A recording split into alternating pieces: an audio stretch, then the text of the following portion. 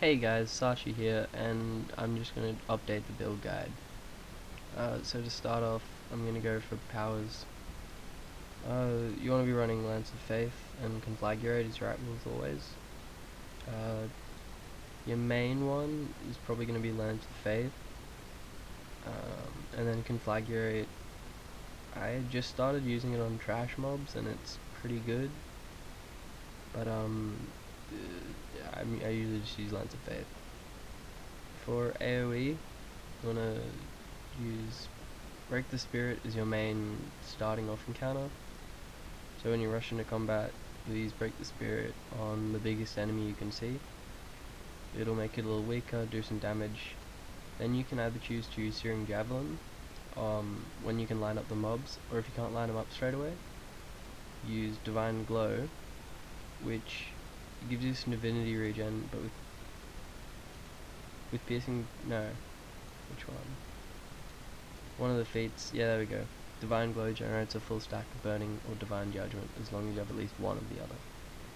So if you've got the mobs hardly grouped, you have some time, use Divine Glow, then you'll have full stacks and you can clear them pretty easily. For dailies, always slot Guardian of Faith is your main. It's more effective than Celestial Prominence or anything else that you'll be using most of the time. Like if you're an IC, then Celestial Prominence can be good, but it's just a bit jittery. Like, I don't know, I can't get it to cast easily all the time. I press 2 twice and it won't cast. Maybe it's just a me thing. Hollowed Ground's another good secondary daily if you're running a dungeon like Lair of the Mad Mage.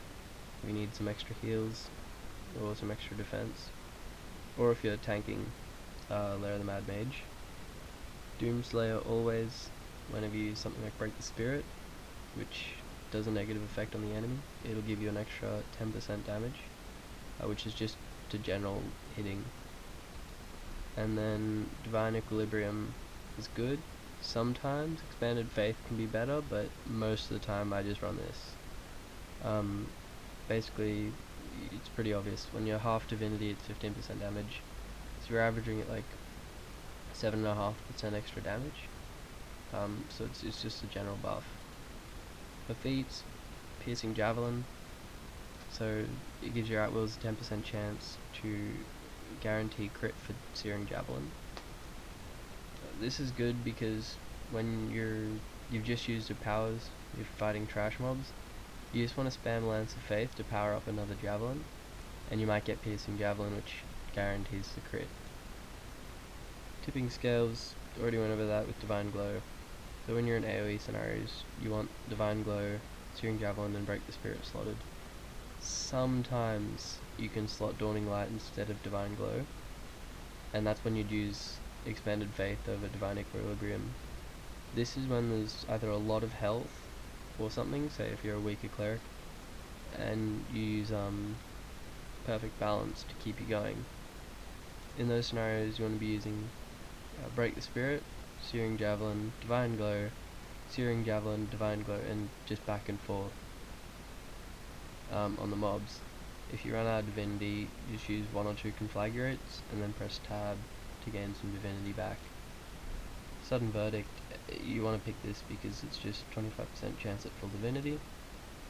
Celestial Prominence, these two don't really matter, they're kind of trash, but the double crit on Celestial Prominence is really nice if you've got artifact sets that go by daily bonus, like what's a set called? The Apprentice Spoils. So that's your powers. I'm just gonna leave this video at this.